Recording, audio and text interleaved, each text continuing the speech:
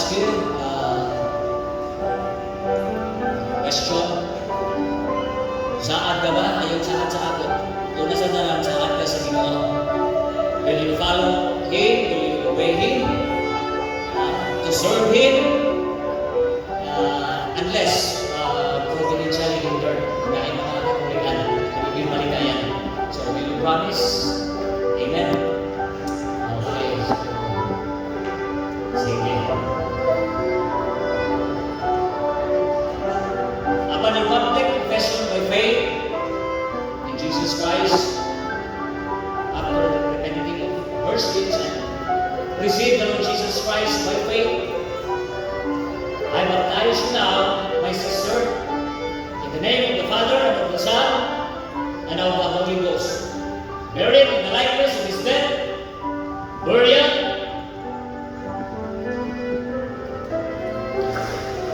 and resurrection, and to walk in newness of life. Amen, church? Amen.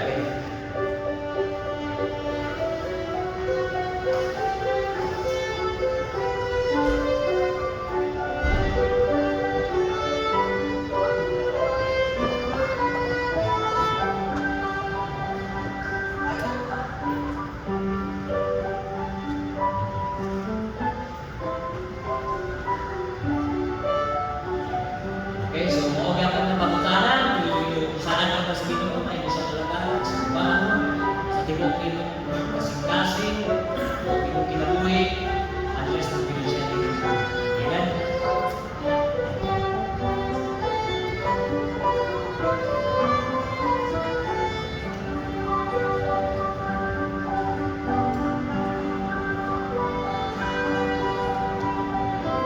Sumala sa inyong testimonyo o igsuon sa inyong pagdawat kay Kristo Kristo na inyong personal na manubuwas.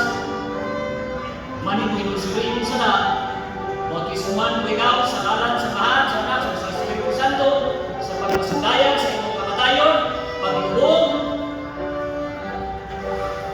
o pagkabanhaw, o paglakaw, pag-ong na kinabuhi, diyan kay Kristo Kristo. And all the people said, Amen.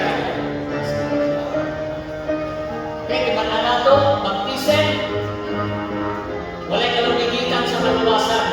Pero after na maluwas, then, diyan na, kung saan ay importante ang baptism.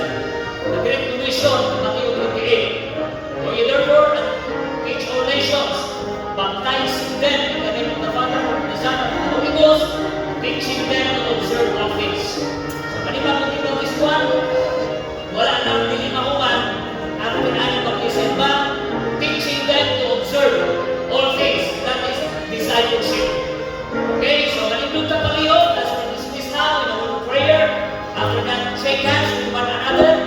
Especially sa buwan na ito kabugan ni bautismuhan. Okay? Young people's fellowship at 3 o'clock.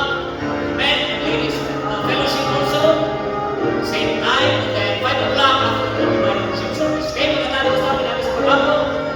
Nalay ko Diyos, Ginoo, salamat Ginoo, sa pagkatapos ng panaogan, ng Adlaw, Domingo, morning service, Sunday school, at this time, Ginoo. Salamat sa inyong katawan, and salamat na pasamunan sa inyong tulong, kami ang kalugan, ang ginawan, ang pagkakulong, ikaw magkatipid na ito, sa aming matagkasing-kasing sa inyong mga katawan.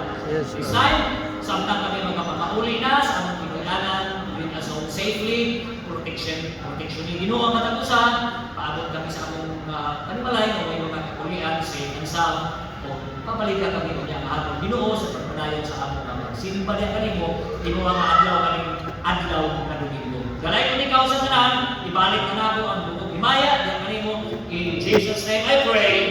Amen.